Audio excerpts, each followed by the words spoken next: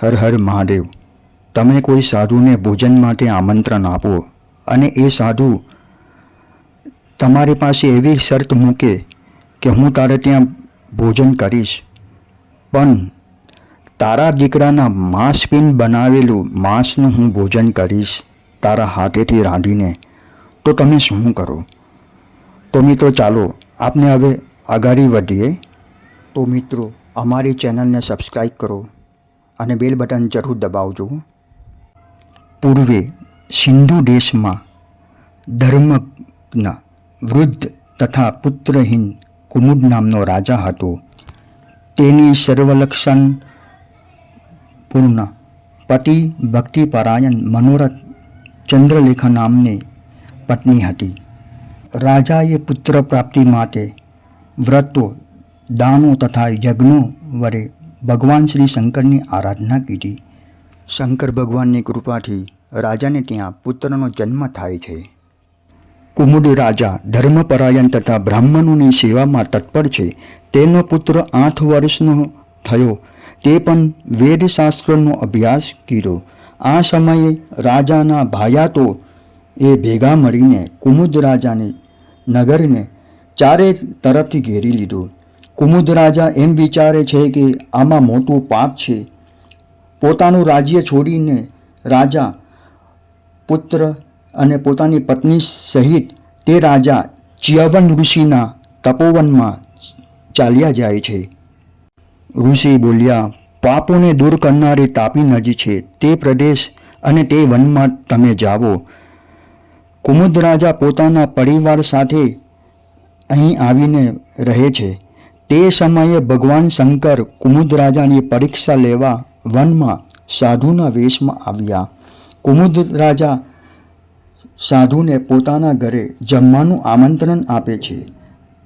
તે સમયે તાપસી સાધુ બોલ્યા, મારી ઈચ્છા મુજબ ભોજન આપીશ તો હું તારે ત્યાં ભોજન કરીશ। તાપસી બોલ્યા કે હે રાજા, તારા પુત્રને મારીને તેના માંસપિંડ બનાવીને રાંધીને જો તેનું હું ભોજન કરીશ। ત્યાર પછી સત્યવાળા રાજા પોતાના પુત્રને કહી સંભળાવ્યો। પોતાના પુત્રનું શિર છેડીને રાજા ભોજન બનાવીને સાધુને પીરસે છે।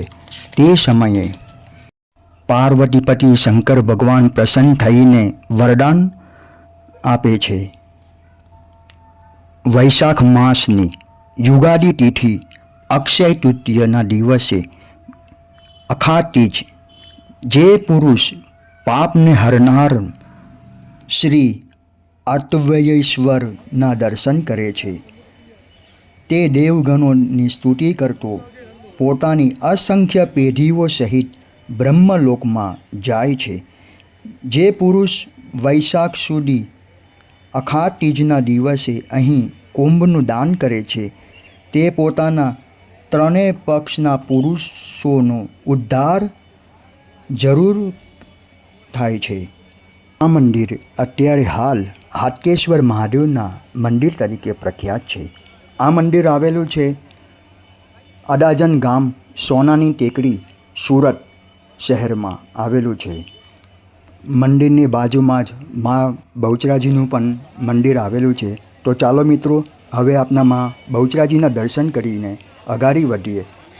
શ્રી અતવેશ્વર મહાદેવ તાપી પુરાણ અધ્યાય 69માં આ મંદિરનો ઉલ્લેખ છે।